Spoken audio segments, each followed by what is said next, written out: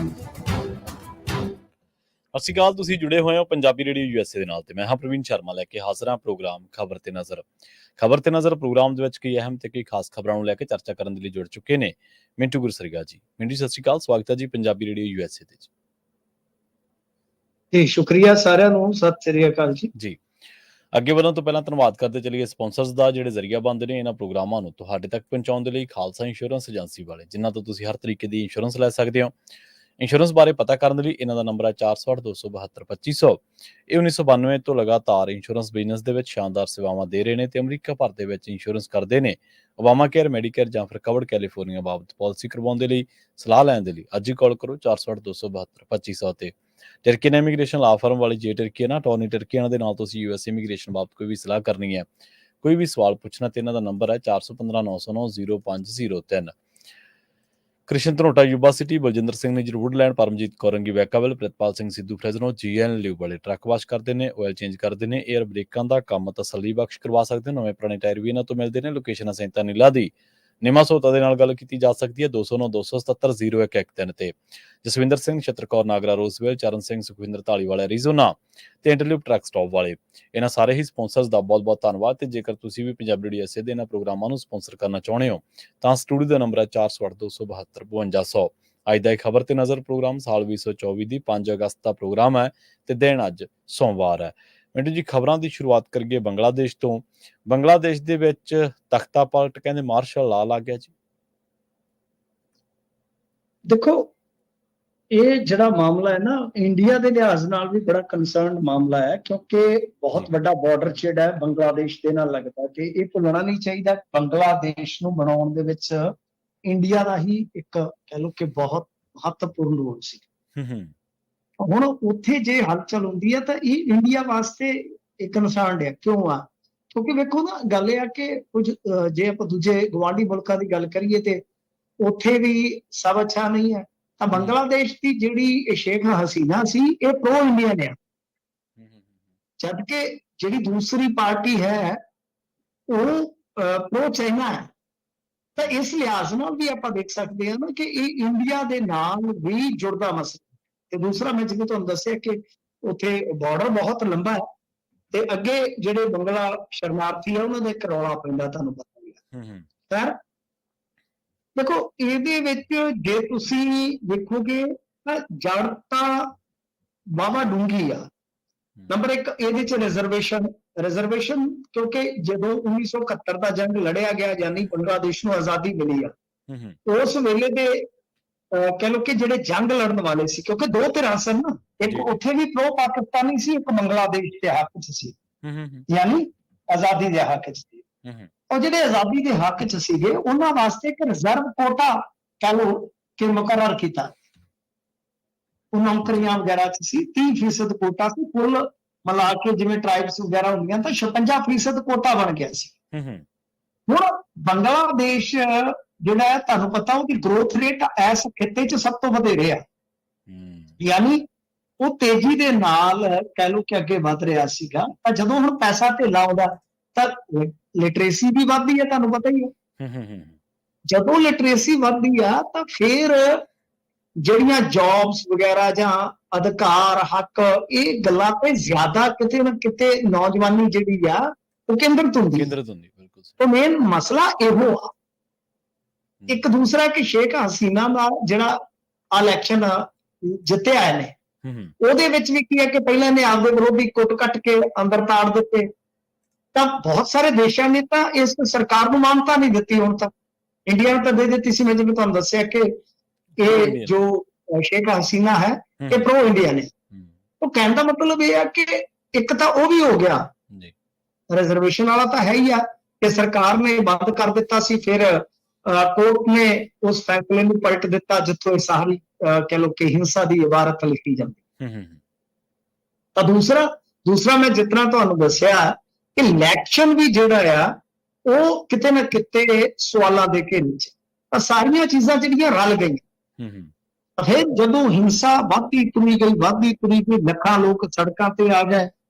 ਅਖੀਰ ਅੱਜ ਇਹਨਾਂ ਨੇ 40-45 ਮਿੰਟ ਦਿੱਤੇ ਆਰਮੀ ਵਾਲਿਆਂ ਨੇ ਸ਼ੇਖ ਹਸੀਨਾ ਨੂੰ ਕਿ ਤੁਸੀਂ ਇੱਥੋਂ ਨਿਕਲੋ। ਸ਼ੇਖ ਹਸੀਨਾ ਦਾ ਅਸਤੀਫਾ ਲਿਖਵਾ ਲਿਆ ਗਿਆ, ਦੇਸ਼ ਛੱਡ ਦਿੱਤਾ।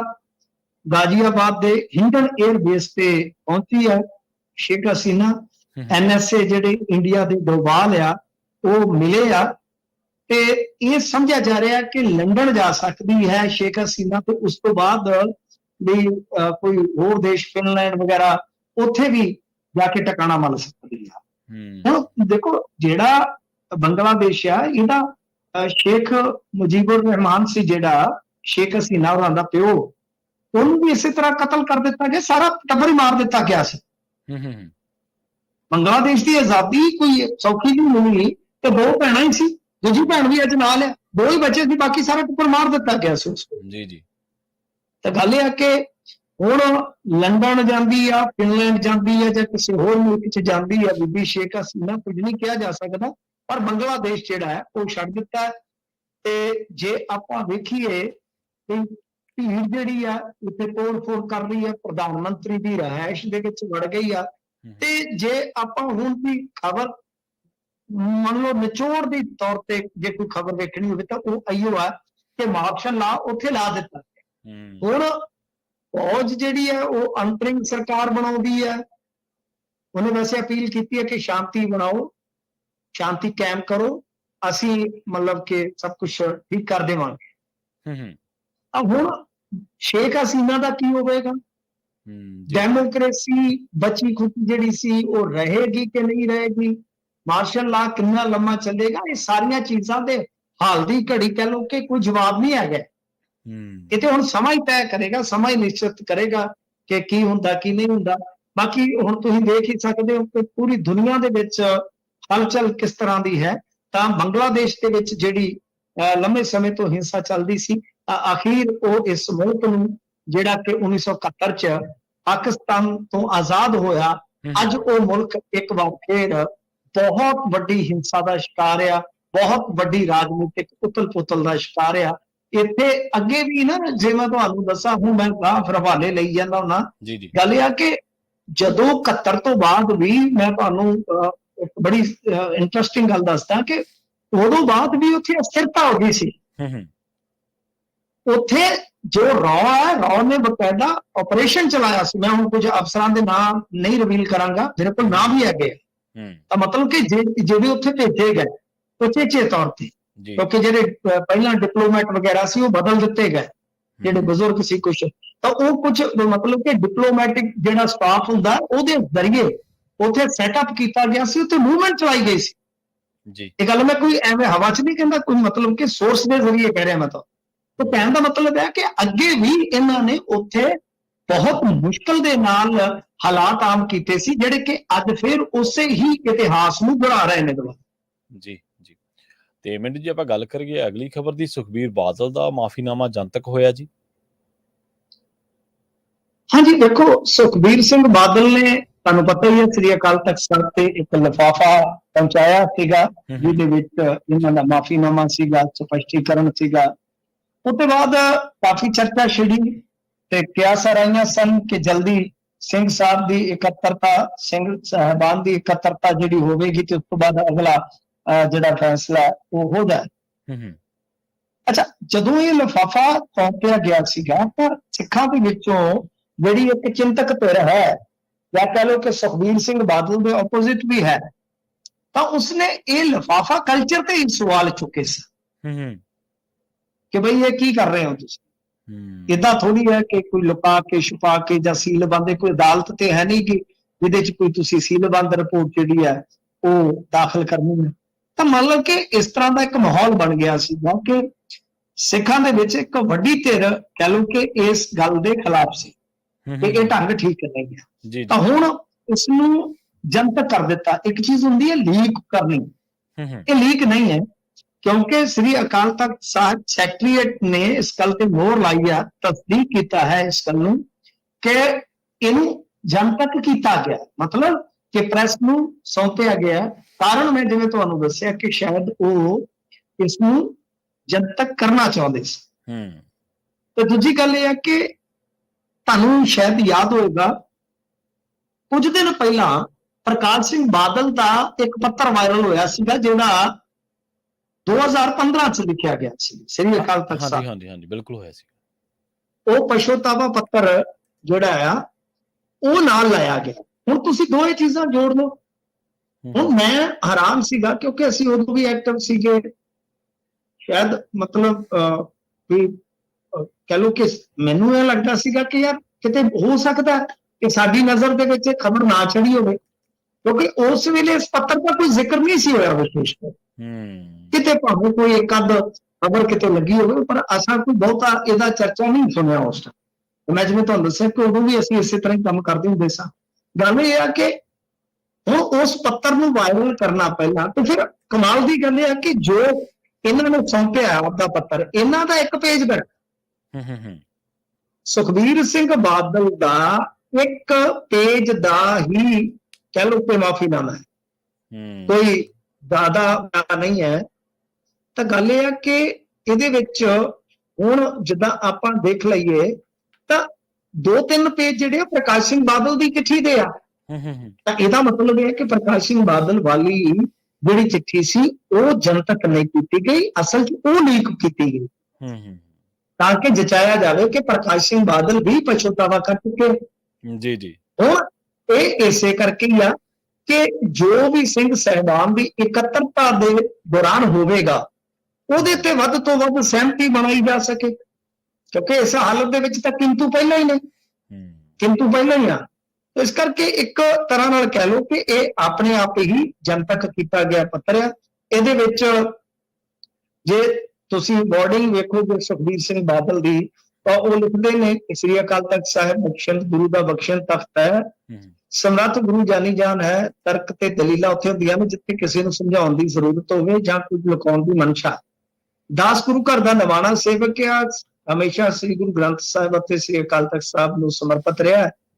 ਮੈਂ ਬਿਨਾਂ ਕਿਸੇ ਸਵਾਲ ਜਵਾਬ ਦੇ ਸੱਚੇ ਦਿਲੋਂ ਵਾਹਿਗੁਰੂ ਅੱਗੇ ਜੋਦੜੀ ਕਰ ਰਿਹਾ, ਜੋ ਵੀ ਸਾਡੇ ਖਿਲਾਫ ਲਿਖ ਕੇ ਦਿੱਤਾ ਗਿਆ ਦਾਸ ਉਸ ਵਾਸਤੇ ਗੁਰੂ ਦੇ ਮਹਾਨ ਤਖਤ ਤੇ ਹਾਜ਼ਰ ਹੋ ਕੇ ਗੁਰੂ ਸਾਹਿਬ ਅਤੇ ਗੁਰੂ ਪੰਥ ਪਾਸੋਂ ਬਿਨਾਂ ਸ਼ਰਤ ਖਿਮਾ ਜਾਚਨਾ ਕਰਦਾ ਹੈ। ਪਰਿਵਾਰ ਦਾ ਮੁਖੀ ਹੋਣ ਦੇ ਨਾਤੇ ਦਾਸ ਸਾਰੀਆਂ ਭੁੱਲਾਂ ਨੂੰ ਆਪਣੀ ਝੋਲੀ ਵਿੱਚ ਪਾਉਂਦਾ ਹੈ, ਚਾਹੇ ਇਹ ਭੁੱਲਾਂ ਪਾਰਟੀ ਕੋਲੋਂ ਹੋਈਆਂ ਜਾਂ ਸਰਕਾਰ ਕੋਲੋਂ। ਦਾਸ ਚੇਤ ਅਚੇਤ ਵਿੱਚ ਹੋਈਆਂ ਇਹਨਾਂ ਸਾਰੀਆਂ ਭੁੱਲਾਂ ਚੁੱਕਾਂ ਲਈ ਖਿਮਾ ਦਾ ਜਾਚਕ ਹੈ। ਸ੍ਰੀ ਅਕਾਲ ਤਖਤ ਸਾਹਿਬ ਵੱਲੋਂ ਗੁਰਮਤਿ ਪਰੰਪਰਾਵਾਂ ਅਨੁਸਾਰ ਜਾਰੀ ਕੀਤੇ ਹਰ ਹੁਕਮ ਨੂੰ ਦਾਸ ਅਤੇ ਮੇਰੇ ਸਾਥੀ ਖਿੜੇ ਮੱਥੇ ਪ੍ਰਵਾਨ ਕਰਨਗੇ। ਮੇਰੀ ਅਰਦਾਸ ਹੈ ਕਿ ਸ੍ਰੀ ਅਕਾਲ ਪੁਰਖ ਪੰਥ ਅਤੇ ਪੰਜਾਬ ਨੂੰ ਹਮੇਸ਼ਾ ਚੜ੍ਹਦੀ ਕਲਾ ਦੇ ਵਿੱਚ ਜੀ। ਆਦਰ ਤੇ ਸਤਿਕਾਰ ਸਹਿਤ ਗੁਰੂ ਪੰਥ ਦਾ ਦਾਸ। ਇੱਥੇ ਥੱਲੇ ਸੁਖਬੀਰ ਸਿੰਘ ਬਾਦਲ ਪ੍ਰਧਾਨ ਤੇ ਲਿਖਿਆ ਹੈ, ਪਰ ਦਸਤਖਤਾਂ ਦੀ ਥਾਂ ਤੇ ਇੱਕ ਲੀਕ ਵੱਜੀ ਨਜ਼ਰ ਆਉਂਦੀ ਹੈ, ਤੇ ਨੋਟੇਬਲ ਗੱਲ ਹੈ। ਅੱਛਾ, ਹੁਣ ਤੁਸੀਂ ਇਹਦੇ ਵਿੱਚ ਵੇਖੋ ਕਿ ਸੁਖਬੀਰ ਸਿੰਘ ਬਾਦਲ ਚਾਹੇ ਪਾਰਟੀ ਆ ਤੇ ਚਾਹੇ ਸਰਕਾਰ ਆ, ਸਾਰੀਆਂ ਦੀ ਮਤਲਬ ਕਿ ਦੋ ਚ ਹੀ ਗਲਤੀਆਂ ਦੀ ਮਾਫੀ ਮੰਗਦੇ। ਤਾਂ ਇਹਦਾ ਮਤਲਬ ਹੈ ਕਿ ਹੋਰ ਕੋਈ ਸਵਾਲ ਹੀ ਨਹੀਂ ਰਹਿ ਜਾਂਦਾ। ਜਿਹੜਾ ਵੀ ਸਵਾਲ ਹੋਏਗਾ ਉਹ ਕਹਿਣਗੇ ਕਿ ਅਸੀਂ ਖਿਮਾ ਦੇ ਯਾਚਕ ਹਾਂ, ਅਸੀਂ ਖਿਮਾ ਯਾਚਨਾ ਕਰ ਚੁੱਕੇ ਹਾਂ ਇਸ ਵਾਰ। ਤਾਂ ਹੁਣ ਮਸਲਾ ਤੇ ਫਿਰ ਉਹੀ ਹੈ ਨਾ ਕਿ ਜਿਹੜੀਆਂ ਗੱਲਾਂ ਚੱਲ ਰਹੀਆਂ, ਚਾਹੇ ਰਣਵੀਰ ਸਿੰਘ ਖੱਟੜਾ ਹੋਵੇ, ਪ੍ਰਦੀਪ ਸਿੰਘ ਕਲੇਰ ਹੋਵੇ, ਜੋ ਇਹ ਕਥਿਤ ਦਾਅਵੇ ਕਰ ਰਹੇ ਨੇ ਜੀ ਜੀ ਬਈ 2007 ਚ ਡੇਰੇ ਦੇ ਨਾਲ ਸੰਬੰਧ ਨਾ ਰੱਖਣ ਦਾ ਜਿਹੜਾ ਹੁਕਮਨਾਮਾ ਜਾਰੀ ਹੋਇਆ, ਤੇ ਇੱਕ ਪਾਸੇ ਤੁਸੀਂ ਜਿਹੜੀ ਸ਼ਰਧਾ ਦਿਖਾ ਰਹੇ ਹੋ ਸ੍ਰੀ ਅਕਾਲ ਤਖਤ ਸਾਹਿਬ ਪ੍ਰਤੀ, ਇਹ ਗੱਲ ਇਹ ਆ ਕਿ ਉਹ ਪਹਿਲਾਂ ਉਹ ਤੇ ਫੈਸਲਾ ਹੋ ਜਾਣਾ ਚਾਹੀਦਾ ਹੈ ਕਿ ਕੀ ਉਹ ਸੱਚ ਹੈ ਕਿ ਤੁਸੀਂ ਉਸ ਹੁਕਮਨਾਮੇ ਤੋਂ ਬਾਅਦ ਮਿਲਦੇ ਰਹੇ ਕਿ ਨਹੀਂ। ਪਰ ਇੱਥੇ ਵਿੱਚ ਹੀ ਕਰਨ ਦਾ ਯਤਨ ਕੀਤਾ ਜਾ ਰਿਹਾ, ਸਾਰਾ ਕੁਝ ਵਿੱਚ ਹੀ ਆ। ਤਾਂ ਦੂਸਰੇ ਪਾਸੇ ਜੇ ਤੁਸੀਂ ਵੇਖੋਗੇ ਤਾਂ ਆਪਾਂ ਇੱਕ ਚੀਜ਼ ਹੋਰ ਦੇਖਦੇ ਹਾਂ ਕਿ ਹੁਣ ਐਸਜੀਪੀਸੀ ਨੇ ਵੀ ਉੱਥੇ ਜਾ ਕੇ ਸਪਸ਼ਟੀਕਰਨ ਦਿੱਤਾ, ਇਹਨਾਂ ਨੇ ਵੀ ਕਿ ਸਪਸ਼ਟੀਕਰਨ ਮੰਗਿਆ ਗਿਆ ਇਸ਼ਤਿਹਾਰਾਂ ਦਾ। ਉਹ ਕਹਿੰਦੇ ਜੀ ਤਤਕਾਲੀ ਪ੍ਰਧਾਨ ਜਥੇਦਾਰ ਅਵਤਾਰ ਸਿੰਘ ਜੀ ਦੀ ਹੁਕਮ ਤੇ ਮੁੱਖ ਸਕੱਤਰ ਸਰਦਾਰ ਹਰਚਰਨ ਸਿੰਘ ਵੱਲੋਂ ਵੱਖ-ਵੱਖ ਇਸ਼ਤਿਹਾਰ ਜਾਰੀ ਕਰਵਾਏ ਗਏ ਸੀ। ਇਸ਼ਤਿਹਾਰ ਸ੍ਰੀ ਅਕਾਲ ਤਖਤ ਸਾਹਿਬ ਦੀ ਮਾਨ ਮਰਿਆਦਾ ਤੇ ਆਦੇਸ਼ ਤੇ ਸਤਿਕਾਰ ਬੇਅਦਬੀਆਂ ਸੰਬੰਧੀ ਪਛਤਾਵਾ ਵਜੋਂ ਗੁਰਦੁਆਰਾ ਕਮੇਟੀਆਂ ਤੇ ਸਭਾ ਸੁਸਾਇਟੀਆਂ ਨੂੰ ਸ੍ਰੀ ਅਖੰਡ ਪਾਠ ਸਾਹਿਬ ਕਰਾਉਣ ਦੀ ਅਪੀਲ, ਬੇਅਦਬੀ ਦੀਆਂ ਘਟਨਾਵਾਂ ਪ੍ਰਤੀ ਸੁਚੇਤ ਰਹਿਣ ਤੇ ਗੁਰੂ ਘਰਾਂ ਅੰਦਰ ਪਹਿਰੇਦਾਰੀ ਯਕੀਨੀ ਬਣਾਉਣ ਦੀ ਅਪੀਲ ਨਾਲ ਸੰਬੰਧਿਤ ਸਨ। ਉਹ ਕਹਿੰਦੇ ਆ ਕਿ ਇਸ ਸੰਬੰਧ ਵਿੱਚ ਬੇਨਤੀ ਹੈ ਕਿ 24 ਸਤੰਬਰ 1915 ਨੂੰ ਸ੍ਰੀ ਅਕਾਲ ਤਖਤ ਸਾਹਿਬ ਵਿਖੇ 5 ਸਿੰਘ ਸਾਹਿਬਾਨ ਦੀ ਇਕੱਤਰਤਾ ਹੋਈ ਸੀ। ਸਰਦਾਰ ਇਕੱਤਰਤਾ ਚ ਡੇਰਾ ਸਰਸਾ ਮੁਖੀ ਗੁਰਮੀਤ ਰਾਮ ਰਹੀਮ ਦੇ ਮਾਮਲੇ ਵਿੱਚ ਗੁਰਮਤਾ ਨੰਬਰ ਕੀਤਾ ਗਿਆ ਸੀ, ਜਿਸ ਮਗਰੋਂ ਸ੍ਰੀ ਸ਼੍ਰੋਮਣੀ ਗੁਰਦੁਆਰਾ ਪ੍ਰਬੰਧਕ ਕਮੇਟੀ ਦੇ ਤਤਕਾਲੀ ਪ੍ਰਧਾਨ ਅਵਤਾਰ ਸਿੰਘ ਜੀ ਦੇ ਹੁਕਮ ਤੇ ਮੁੱਖ ਸਕੱਤਰ ਹਰਚਰਨ ਸਿੰਘ ਵੱਲੋਂ ਵੱਖ-ਵੱਖ ਇਸ਼ਤਿਹਾਰ ਜਾਰੀ ਕਰਵਾਏ ਗਏ ਸਨ। ਮਤਲਬ ਕਿ ਮੰਨ ਰਹੇ ਹਨ ਤਾਂ ਇਹ ਵੀ ਇੱਕ ਕਹਿ ਲਓ ਕਿ ਜਾਂਚ ਦਾ ਵਿਸ਼ਾ, ਜਾਂਚ ਦਾ ਵੀ ਨਹੀਂ ਕਹਿ ਸਕਦੇ, ਚਲੋ ਧਾਰਮਿਕ ਮਾਮਲਾ ਆਪਾਂ ਨਹੀਂ ਇਹਦੇ 'ਚ ਸ਼ਬਦ ਨਾ ਇਸਤੇਮਾਲ ਕਰੀਏ। ਮਤਲਬ ਕਿ ਇਹ ਵੀ ਤੇ ਇੱਕ ਜਵਾਬ ਦਾ ਵਿਸ਼ਾ ਹੋ ਸਕਦਾ ਹੈ ਨਾ, ਸਵਾਲ ਦਾ ਵਿਸ਼ਾ ਹੋ ਸਕਦਾ ਕਿ ਕੀ ਅੱਜ ਤੱਕ ਕਿਸੇ ਗੁਰਮਤੇ ਤੇ ਇਹਦਾ ਇਸ਼ਤਿਹਾਰ ਦਾ 90 ਲੱਖ ਰੁਪਇਆ ਖਰਚਿਆ ਗਿਆ? ਫਿਰ ਇਹ ਵਿਸ਼ੇਸ਼ ਕਿਉਂ? ਦੋਨਾਂ ਹੀ ਧਿਰਾਂ ਨੂੰ ਕਹਿ ਲਓ ਕਿ ਇਹ ਸਵਾਲ ਤੇ ਘੱਟੋ ਘੱਟ ਬਣਦਾ ਹੈ ਨਾ। ਇੱਕ ਤੇ ਇਹ ਕਿ ਤੈਅ ਕੌਣ ਕਰੇਗਾ ਕਿ ਜੋ ਦਾਅਵੇ ਆ ਰਹੇ ਆ ਗਿਆਨੀ ਗੁਰਮੁਖ ਸਿੰਘ ਤੋਂ ਲੈ ਕੇ ਪ੍ਰਦੀਪ ਕਲੇਰ, ਰਣਵੀਰ ਖੱਟੜਾ ਤੱਕ, ਕਿ ਉਹਦੇ 'ਚ ਸੱਚ ਕੀ ਹੈ? ਜੇ ਅਕਾਲ ਤਖਤ ਸਾਹਿਬ ਦੇ ਜਥੇਦਾਰਾਂ ਤੋਂ ਇਸ ਤਰ੍ਹਾਂ ਕਰਵਾਇਆ ਗਿਆ ਤਾਂ ਕਿਉਂ ਕਰਵਾਇਆ? ਉਹ ਸਾਰੀਆਂ ਚੀਜ਼ਾਂ ਦੇ ਜਵਾਬ ਤੇ ਕੋਈ ਪ੍ਰਤੱਖ ਤੌਰ ਤੇ ਨਹੀਂ ਨਾ ਹੈਗਾ। ਤੇ ਦੂਜੇ ਪਾਸੇ ਜੇ ਦੇਖੋਗੇ ਤਾਂ ਐਸਜੀਪੀਸੀ ਨੂੰ ਵੀ ਸਵਾਲ ਤਾਂ ਬਣੇਗਾ ਕਿ ਹੁਣ ਜਥੇਦਾਰ ਮੱਕੜ ਸਾਹਿਬ ਤੇ ਹੈ ਨਹੀਂ ਗੇ, ਜਥੇਦਾਰ ਅਵਤਾਰ ਸਿੰਘ ਮੱਕੜ ਤਾਂ ਸੰਸਾਰ 'ਚ ਹੈ ਨਹੀਂ, ਹਰਚਰਨ ਸਿੰਘ ਉਹ ਸੰਸਾਰ 'ਚ ਹੈ ਨਹੀਂ, ਤੁਸੀਂ ਉਹਨਾਂ ਦੋਨਾਂ ਤੇ ਸੁੱਟ ਰਹੇ ਹੋ। ਤਾਂ ਕੀ ਇਸ ਗੱਲ ਦਾ ਜਵਾਬ ਦੇਵੋਗੇ ਕਿ ਅੱਗੇ ਵੀ ਤਾਂ ਇੰਨੇ ਗੁਰਮਤੇ ਹੋਏ ਨੇ ਇਤਿਹਾਸ ਦੇ ਵਿੱਚ, ਤਾਂ ਕਿਸੇ ਤੇ ਕੀ 90 ਕਰੋੜ ਦੇ ਜਿਹੜੇ ਇਸ਼ਤਿਹਾਰ ਹੈ ਉਹ ਦਿੱਤੇ ਗਏ ਨੇ? ਜੀ ਇਹ ਫਿਗਰ ਪਤਾ ਨਹੀਂ ਕਿੰਨਾ ਦੱਸਦੇ ਸੀ, 90 ਲੱਖ ਤੇ 90 ਲੱਖ ਮੈਂ ਕਰੋੜ 90, ਠੀਕ ਹੈ ਜੀ। ਤੇ ਮਿੰਟੂ ਜੀ, ਅਮਰੂਦ ਘੁਟਾਲਾ ਜਿਹੜਾ ਚਰਚਿਤ ਘੁਟਾਲਾ ਪੰਜਾਬ ਦਾ, ਉਹਦੇ ਵਿੱਚ ਕਹਿੰਦੇ ਸੈਂਟਰਲ ਏਜੰਸੀ ਆ ਸਕਦੀ ਹੈ ਹੁਣ। ਦੇਖੋ ਇਹਦੇ 'ਚ ਆਈ ਹੋਈ ਏਜੰਸੀ ਤੇ ਤੁਹਾਨੂੰ ਯਾਦ ਹੋਣਾ ਹੈ ਕਿ ਈਡੀ ਨੇ ਇੱਕ ਵਾਰੀ ਰੇਡ ਵੀ ਮਾਰੀ ਸੀ, ਕੁਝ ਅਫਸਰਾਂ ਦੇ ਘਰ ਦੀ ਬੈਕ ਸਾਈਡ ਕਾਗਜ਼ ਪਾੜ ਕੇ ਸੁੱਟੇ ਗਏ ਸਨ, ਲਿਸਟਾਂ ਪਾੜ ਕੇ ਸੁੱਟੀਆਂ ਗਈਆਂ ਸਨ, ਉਹਨਾਂ ਨੇ ਕਬਜ਼ੇ 'ਚ ਲਏ ਸੀਗੇ, ਯਾਦ ਹੋਣਾ ਤੁਹਾਨੂੰ। ਤਾਂ ਹੁਣ ਇੱਕ ਵਾਰੀ ਫੇਰ, ਕਿਉਂਕਿ ਵੇਖੋ ਇਹਦੇ 'ਚ ਕੀ ਹੈ ਕਿ ਮੁੱਖ ਤੌਰ ਤੇ ਜੇ ਆਪਾਂ ਦੇਖੀਏ ਬਹੁਤਾ ਕੁਝ ਨਹੀਂ ਹੈ, ਪਰ ਇੱਕ ਚੀਜ਼ ਤੇ ਹੈ ਨਾ ਕਿ ਇੱਕ ਅਫਸਰ ਜਿਹੜਾ ਉਹ ਐਕਸਾਈਜ਼ ਦੇ ਨਾਲ ਜੁੜਿਆ ਇਸ ਮਾਮਲੇ ਦੇ ਵਿੱਚ। ਐਕਸਾਈਜ਼ ਪਾਲਿਸੀ ਹੂਬਹੂ ਵੈਸੀ ਹੈ ਜੈਸੀ ਦਿੱਲੀ ਦੇ ਵਿੱਚ ਇਹਨਾਂ ਨੇ ਲਾਗੂ ਕੀਤੀ ਸੀ। ਜੀ। ਹੁਣ ਉਸ ਅਫਸਰ ਤੇ ਜੇ ਸਿਕੰਜਾ ਕੱਸਿਆ ਜਾਂਦਾ ਤੇ ਇਹਦਾ ਮਤਲਬ ਹੈ ਕਿ ਮਾਨ ਸਾਹਿਬ ਅਤੇ ਚੀਮਾ ਸਾਹਿਬ ਬਹੁਤ ਕਸੂਤੇ ਫਸ ਜਾਣਗੇ ਫਿਰ ਉਸ ਤਾਂ ਇਸ ਕਰਕੇ ਇਹ ਜਿਹੜਾ ਸਾਰਾ ਹੋਇਆ ਗੜਬੜ ਝਾਲਾ, ਜਿਹਦੇ ਵਿੱਚ ਆਪਾਂ ਜੇ ਦੇਖੀਏ 106 ਲਾਭਪਾਤਰੀ ਸੀਗੇ ਜਿਨ੍ਹਾਂ ਵੱਲੋਂ 70 ਕਰੋੜ ਦਾ ਮੁਆਵਜ਼ਾ ਗਲਤ ਤਰੀਕੇ ਨਾਲ ਹਾਸਲ ਕੀਤਾ ਗਿਆ, ਜਿਹਦੇ ਚੋਂ 38 ਕਰੋੜ 12,33,353 ਰੁਪਏ ਵਾਪਸ ਵੀ ਆ ਗਏ ਜੀ। ਪਰ ਹੁਣ ਇਹਦੇ 'ਚ ਜਿਵੇਂ ਮੈਂ ਤੁਹਾਨੂੰ ਦੱਸ ਰਿਹਾ ਕਿ ਮਸਲਾ ਤੇ ਉਹੀ ਹੋਇਆ ਨਾ ਕਿ ਇਹਨਾਂ ਨੇ ਵਿਜੀਲੈਂਸ ਵੱਲੋਂ ਜਿਹੜੀ ਜਾਂਚ ਪੜਤਾਲ ਕੀਤੀ ਸੀ ਤਾਂ ਉਹਦੇ 'ਚ ਬੰਦੇ ਨਾਮਜ਼ਦ ਕਰ ਲਈ। ਗੱਲ ਵੱਖਰੀ ਆ ਕਿ 2 ਅਫਸਰਾਂ ਦੀਆਂ ਬੀਵੀਆਂ ਸੀਗੀਆਂ ਜਿਹੜੀਆਂ ਜ਼ਮਾਨਤ ਤੇ ਆ ਗਈਆਂ, ਕੁਝ ਪੈਸੇ ਵਗੈਰਾ ਉਹਨਾਂ ਨੇ ਜਮ੍ਹਾਂ ਕਰਵਾ ਦਿੱਤੇ। ਜੀ। ਪਰ ਉਹ ਹੁਣ ਕਾਗਜ਼ ਜਿਹੜੇ ਆ, ਕਾਗਜ਼ ਤਾਂ ਉੱਥੇ ਚਲੇ ਗਏ ਨਾ ਅਦਾਲਤ ਦੇ ਵਿੱਚ। ਤਾਂ ਈਡੀ ਨੇ ਕਹਿ ਲਓ ਕਿ ਉਹ ਕਾਗਜ਼ ਹਾਸਲ ਕਰਨੇ ਜਿਹੜੇ ਆ ਉਹ ਸ਼ੁਰੂ ਕਰ ਦਿੱਤੇ। ਮਤਲਬ ਕਿ ਜੋ ਹੈ ਸਭ ਕੁਝ ਈਡੀ ਨੇ ਉਹ ਜੋ ਕਾਰਵਾਈ ਹੋਈ ਆ ਵਿਜੀਲੈਂਸ ਤੋਂ, ਉਹਦੀ ਸਾਰੀ ਤਫਸੀਲ ਮੰਗੀ ਆ ਕਿ ਲਿਆ ਅੱਖਾਂ ਜਰਾ ਸਾਨੂੰ ਵਿਖਾਓ। ਤਾਂ ਇਹਦਾ ਮਤਲਬ ਇਹ ਹੈ ਕਿ ਜਿਵੇਂ ਆਸ਼ੂ ਦੇ ਮਾਮਲੇ 'ਚ ਈਡੀ ਨੇ ਡੰਗ ਮਾਰਿਆ, ਵੈਸਾ ਡੰਗ ਮਾਰਿਆ ਜਾ ਸਕਦਾ। ਹੁਣ ਉਹਨਾਂ ਦਾ ਇੰਟਰਸਟ, ਉਹਨਾਂ ਦੀ ਰੁਚੀ ਦੂਜਿਆਂ ਤੇ ਘੱਟ ਹੋਏਗੀ, ਚਾਹੇ ਕੋਈ ਜ਼ਮੀਨ ਦਾ ਦਲਾਲ ਸੀ, ਚਾਹੇ ਕੋਈ ਰੈਵਨਿਊ ਦਾ ਪਟਵਾਰੀ ਵਗੈਰਾ ਸੀ, ਤਾਂ ਉਹਨਾਂ ਦੀ ਅਸਲ ਦੇ ਵਿੱਚ ਜੇ ਕਹਿ ਲਓ ਕਿ ਨਿਸ਼ਾਨੇਬਾਜ਼ੀ ਤੇ ਕੋਈ ਨਿਸ਼ਾਨਾ ਹੋਏਗਾ ਤਾਂ ਉਹ ਹੋਏਗਾ ਉਹੀ ਅਫਸਰ ਜਿਹਦੀ ਬੀਵੀ ਇਸ ਕੇਸ ਦੇ ਵਿੱਚ ਨਾਮਜ਼ਦ, ਕਿ ਇਹਦੇ ਤੋਂ ਅਗਾਂਹ ਫਿਰ ਲਿਕਰ ਪਾਲਿਸੀ ਤੱਕ ਪਹੁੰਚਿਆ ਜਾ ਸਕਦਾ ਜਾਂ ਬਹੁਤ ਕੁਝ ਕਹਿ ਲਓ ਕਿ ਕੀਤਾ ਕਰਵਾਇਆ ਜਾ ਸਕਦਾ। ਸੋ ਈਡੀ ਇਸ ਮਾਮਲੇ ਦੇ ਵਿੱਚ ਕਹਿ ਲਓ ਕਿ ਅਮਰੂਦ ਦੇ ਮਾਮਲੇ 'ਚ ਖਰੂਦ ਪਾਉਣ ਵਾਸਤੇ ਹੁਣ ਤਿਆਰ ਜੀ। ਤੇ ਅਗਲੀ ਖਬਰ ਦੇ ਵੱਲ ਵਧੀਏ ਤੇ ਗੱਲ ਕਰੀਏ ਆਪਾਂ ਮਿੰਟੂ ਜੀ, ਪੰਜਾਬ ਦੇ ਵਿੱਚ ਫਿਰੌਤੀ ਦੇ ਮਾਮਲਿਆਂ ਦੀ। ਇਹ ਮਾਮਲੇ ਵਧੇ ਜੀ, ਆਪਾਂ ਕਈ ਵਾਰੀ ਖਬਰਾਂ ਦੇ ਵਿੱਚ ਜ਼ਿਕਰ ਵੀ ਕੀਤਾ ਵੀ ਕੋਈ, ਜਿਵੇਂ ਤੁਸੀਂ ਇੱਕ ਮੁਕਤਸਰ ਦੀ ਗੱਲ ਦੱਸੀ ਸੀਗੀ, ਮੈਨੂੰ ਯਾਦ ਹੈ ਕਿ ਉਹ ਬੰਦਾ ਉਹਨੇ ਕਦੇ ਪਿਸਤੌਲ ਚਲਾਇਆ ਵੀ ਨਹੀਂ ਹੋਣਾ, ਫਿਰੌਤੀਆਂ ਉਹ ਵੀ ਮੰਗੀ ਜਾਂਦਾ ਸੀਗਾ। ਤੇ ਗੱਲ ਲਾਅ ਐਂਡ ਆਰਡਰ ਦੇ ਨਾਲ ਵੀ ਜੁੜਦੀ ਹੈ, ਜਦੋਂ ਕਿਸੇ 'ਚ ਖੌਫ ਹੀ ਹੈ ਨਹੀਂਗਾ ਕੋਈ ਅਮਨ ਕਾਨੂੰਨ ਦਾ। ਦੇਖੋ ਇਹ 3 ਕੁ ਸਾਲ ਤੋਂ ਸਿਲਸਿਲਾ ਜ਼ਿਆਦਾ ਵਧ ਰਿਹਾ ਹੈ ਜੀ। 3 ਕੁ ਸਾਲ ਤੋਂ ਸਿਲਸਿਲਾ ਜਿਹੜਾ ਨਾ ਵਧੇਰੇ ਹੋ ਗਿਆ, ਖਾਸ ਤੌਰ ਤੇ ਸਿੱਧੂ ਮੂਸੇਵਾਲਾ ਦੀ ਹੱਤਿਆ ਤੋਂ ਬਾਅਦ ਤਾਂ ਬਹੁਤ ਜ਼ਿਆਦਾ ਮਾਮਲੇ। ਤਾਂ ਹੁਣ ਜੇ ਆਪਾਂ ਗੱਲ ਕਰੀਏ ਕਿ ਇਸ ਸਾਲ ਜੁਲਾਈ ਦੇ ਮਹੀਨੇ ਤੱਕ ਹੀ 90 ਦੇ ਕਰੀਬ ਘਟਨਾਵਾਂ ਵਾਪਰ ਚੁੱਕੀਆਂ। ਪੁਲਿਸ ਜੀ। ਨੇ ਇਹਨਾਂ ਦੇ ਵਿੱਚ 22 ਤੋਂ ਵਧੇਰੇ ਗ੍ਰਿਫਤਾਰੀਆਂ ਕੀਤੀਆਂ। ਹੂੰ, ਤੇ ਜੇ ਤੁਸੀਂ ਦੇਖੋਗੇ ਤਾਂ ਇਸ ਸਾਰੇ ਅੰਕੜੇ ਨੂੰ ਜੇ 22 ਦੇ ਨਾਲ ਕੰਪੇਅਰ ਕਰੋਗੇ ਤਾਂ ਉਸ ਵੇਲੇ ਫਰੌਤੀ ਦੇ 206 ਮਾਮਲੇ ਦਰਜ ਕੀਤੇ ਸੀ। ਜੀ, ਜੀ। ਠੀਕ ਹੈ ਜੀ। ਤਾਂ 2023 ਦੇ ਵਿੱਚ 207 ਕੇਸ ਦਰਜ ਕੀਤੇ ਗਏ ਸੀ, ਯਾਨੀ ਹਰੇਕ ਸਾਲ ਇਹ ਵਾਧੂ ਤੁਰੇ ਜਾਂਦੇ। ਤਾਂ ਗੱਲ ਇਹ ਆ ਕਿ ਇਹ ਹੁਣ ਇੱਕ ਤਰ੍ਹਾਂ ਨਾਲ ਐਕਸਟੋਰਸ਼ਨ ਦਾ ਜੀ ਇੰਟਰਨੈਸ਼ਨਲ ਬਿਜ਼ਨਸ ਹੀ ਬਣ ਗਿਆ, ਮੈਂ ਤੇ ਕਹੂੰਗਾ। ਇਹ ਇੱਕ ਬਹੁਤ ਵੱਡਾ ਬਿਜ਼ਨਸ ਹੈ। ਹੁਣ ਤੁਸੀਂ ਉੱਥੇ ਕੈਨੇਡਾ 'ਚ ਵੀ ਵੇਖੋ ਨਾ ਕੀ ਹਾਲ ਹੈ, ਤੁਹਾਡੇ ਤੇ ਇੱਧਰ ਮੈਨੂੰ ਪਤਾ ਨਹੀਂ, ਕੈਨੇਡਾ ਹਾਂਜੀ, 'ਚੋਂ ਬਹੁਤ ਖਬਰਾਂ ਕਾਰੋਬਾਰ ਆਉਂਦੀਆਂ ਮੈਂ ਕਿ ਤੋਂ ਉੱਥੇ ਹਾਂਜੀ, ਜਿਹੜੇ ਟਰੱਕਿੰਗ ਦੇ ਨਾਲ ਜੁੜੇ ਨੇ ਹਾਂਜੀ। ਉਹ ਵਿਚਾਰੇ ਪਿੱਟਦੇ ਪਏ। ਟਰੱਕਿੰਗ, ਉਹ ਰੀਅਲ ਕਹਿੰਦੇ ਐਸਟੇਟ ਬਚਾਓ ਦੇ ਸਾਨੂੰ। ਜਿੰਨੇ ਕਾਰੋਬਾਰੀ ਆ, ਹਾਂਜੀ, ਬਿਲਕੁਲ। ਹਾਂਜੀ, ਉਹ ਕਹਿੰਦੇ ਸਾਨੂੰ ਤਾਂ ਵੀਡੀਓ ਕਾਲਾਂ ਲਾ ਲੈਂਦੇ ਨੇ। ਹੂੰ, ਠੀਕ ਹੈ ਨਾ। ਇੱਥੇ ਤੇ ਚਲੋ ਮਤਲਬ ਕਿ ਚਲੋ ਕਿਸੇ ਨੂੰ ਕੋਈ ਇੱਕ ਦੋ ਗਨਮੈਨ ਦੇ ਦਿੰਦੇ ਨੇ ਜਦੋਂ ਕੋਈ ਥ੍ਰੈਟ ਆਉਂਦੀ ਹੈ।